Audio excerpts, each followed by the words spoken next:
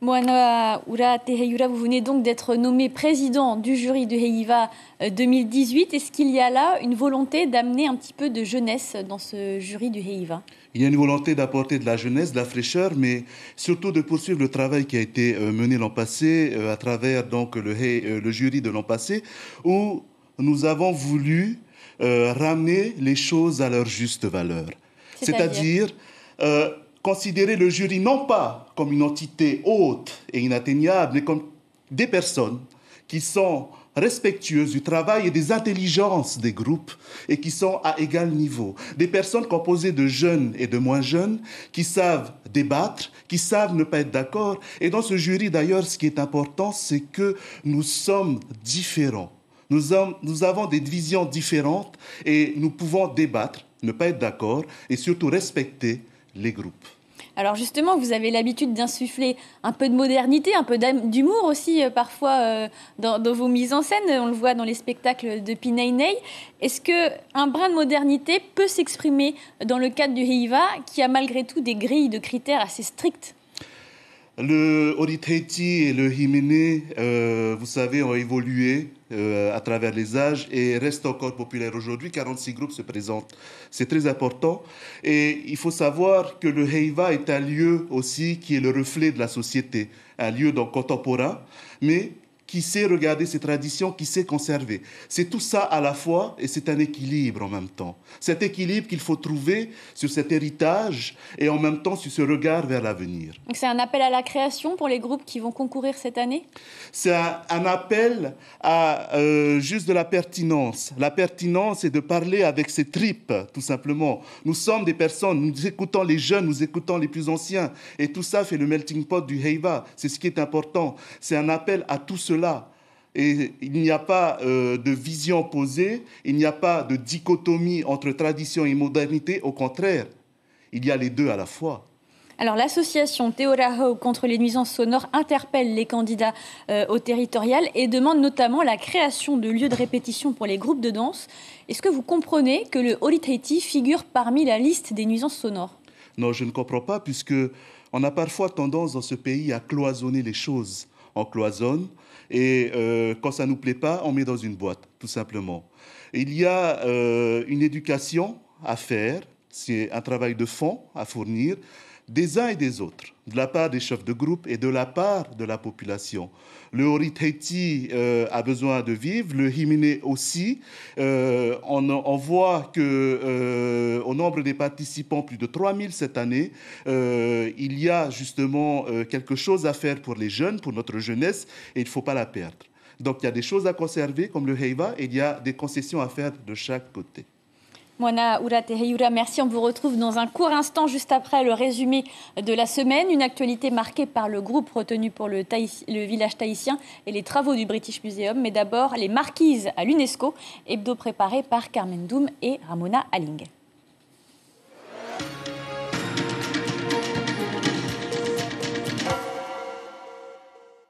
43 sites avaient été proposés par les Marquisiens en 2012. 9 sont aujourd'hui retenus par leurs critères de classement à l'UNESCO. C'est une population aussi qui se démarque des autres parce qu'il y a un respect mutuel et un lien intrinsèque entre nature et culture. Et c'est ce que nous avons démontré aujourd'hui. La Terre des Hommes est l'un des sanctuaires naturels et culturels sur le globe. Cette réunion d'expertise et de constat est un ultime rendez-vous pour classer ce patrimoine exceptionnel de la France définitivement à l'UNESCO. 2 groupes d'investisseurs avaient déposé leur candidature, mais selon le comité de pilotage, le groupe d'Usit n'avait pas la même assise financière que Kaitiaki Tangaloa. Nous avons donc été très clairs à propos de notre initiative auprès de l'actuel gouvernement, car il faut absolument que l'on travaille ensemble. Mais il n'y aura de toute façon aucune issue à cette affaire si l'instabilité persiste et nous allons tenir compte quant à la faisabilité de cet investissement.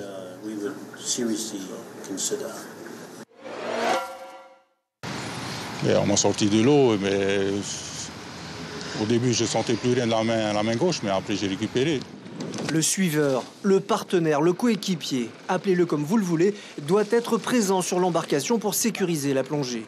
Le plus gros risque survient dès 7 mètres de profondeur.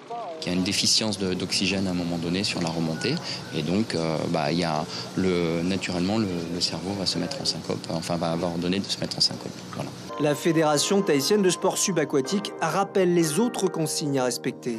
Ne jamais forcer une apnée, informer ses proches de la destination choisie et enfin disposer de tout le matériel de sécurité réglementaire. Ces cérémonies funéraires étaient très importantes en Polynésie avant l'arrivée du christianisme.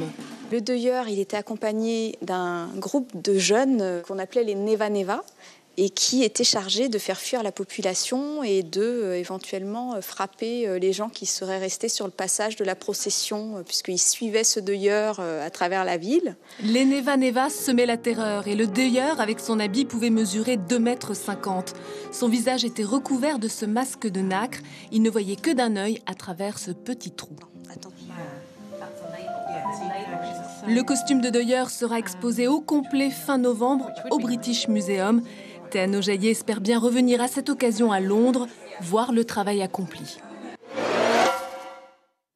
Moanaura Teheiura, ce projet de village tahitien, pour vous, c'est une opportunité pour les groupes qui seront sollicités ou au contraire, c'est travestir la culture ? Je me pose une question, effectivement, de savoir si c'est une opportunité ou pas. Une opportunité surtout à l'échelle de notre peuple pour nos intelligences. Est-ce qu'on s'est posé la question d'abord si nos intelligences autochtones étaient mises en valeur à travers ce projet? C'est ce qui est important. Parce que vous savez, je suis professeur au lycée de Fa'a et je me rends compte que nos jeunes n'ont plus de respect, ne croient pas du tout à nos intelligences. Ils ne croient pas parce qu'on ne leur a pas appris finalement. Lorsque je vois mon neveu qui apprend en CP que la Tour Eiffel est belle, oui, elle est belle. Mais on a oublié de lui dire que nos sanctuaires sont beaux, que notre peuple est intelligent. On a oublié ça. On a oublié de dire qu'on avait des savoir-faire et des savoir-penser également, parce que nous savons penser. Vous avez peur que ça devienne du folklore, c'est ça ? C'est exactement ma crainte, c'est qu'on vient, on construit un zoo humain, tout simplement, et qu'on y mette, en fait, après les bons sauvages à l'intérieur pour amuser la galerie, tout simplement. Alors justement, vous avez vu réagir sur les réseaux sociaux le mois dernier une annonce de casting de Tahiti Tourisme qui cherchait un couple pour jouer les touristes. Vous aviez écrit, entre autres, je cite, « On nous dira que le touriste viendra apprendre les savoir-faire des indigènes et c'est vachement valorisant pour notre culture, bien sûr, et le touriste blanc, propre, riche et intelligent, retournera chez lui, satisfait d'avoir capturé sur son téléphone des clichés de sauvages savants dans ce zoo tropical. Entretenons les clichés et apprenons les complexes à nos enfants. » Fin de citation. Est-ce que la politique touristique actuelle crée un zoo tropical, selon vous ? La politique, de manière générale, que ce soit la politique touristique ou de manière générale, a peur de parler de nos savoirs, a peur de parler de nos intelligences, a peur de montrer uniquement des Polynésiens dans notre image. Il faut à chaque fois que nous partageons cette image avec l'ailleurs, alors que nous pouvons assumer nous-mêmes notre image pour que de l'intérieur nous-mêmes, nous soyons fiers de cette image, de cette identité finalement. On parle d'identité à gauche et à droite, mais nous avons peur de mettre dans cette identité l'intelligence. Chaque peuple est intelligent. Du coup, comment montrer sa culture aux visiteurs sans tomber dans ce que vous appelez le zoo tropical ?